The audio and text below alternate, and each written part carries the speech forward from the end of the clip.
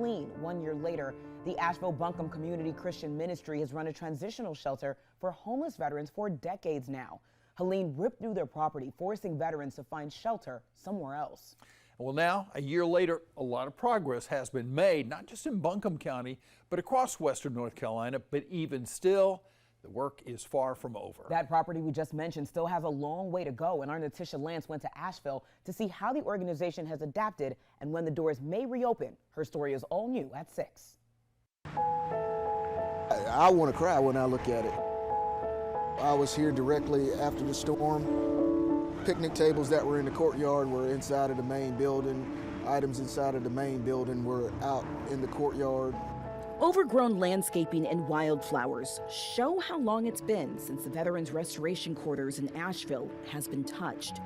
The building that served unhoused veterans remains empty 1 year after waters from the Swannanoa River flooded it during Hurricane Helene and completely swept other parts away. Soda machines and sheds and lawnmowers and tractors and things that we had, millions of dollars worth of equipment just washed away.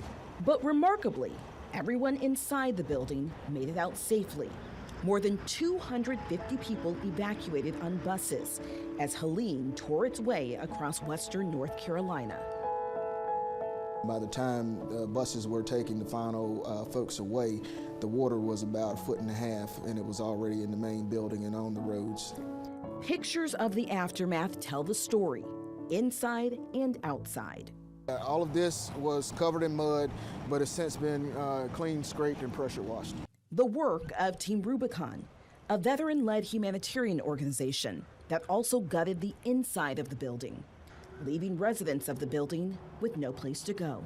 Considering that a lot of these guys have dealt with homelessness, trauma, substance use, it's not the best situation for them to be in, to be re-triggered and not have continuous support. Within 2 weeks, that support was back from a new facility close to home. So this space will be known as Veterans Village. What started as a temporary home at the Quality Inn across the street from the Veterans Restoration Quarters has now become permanent.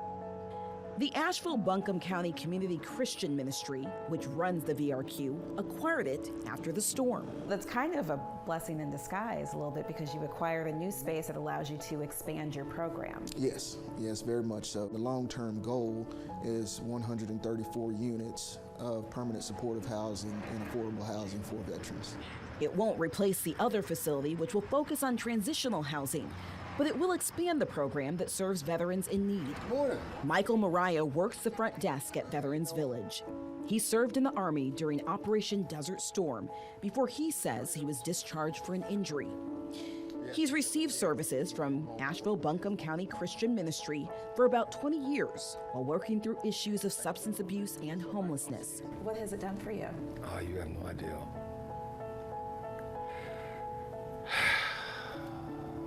All I can say, if it hadn't been for this place, I wouldn't be alive. I know that for a fact. We want to serve those who already served us.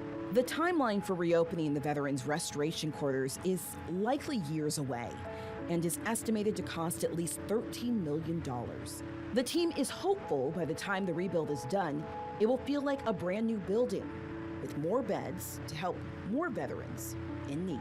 If they're willing to give their lives, we should be able to help in restoring their lives. Natisha Lance, WBTV, on your side. Wow, just an incredible story there. A true light on the people of western North Carolina. They so stand up for one another.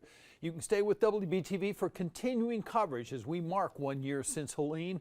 Our coverage continues tonight and all day tomorrow. You can find all our stories online at WBTV.com.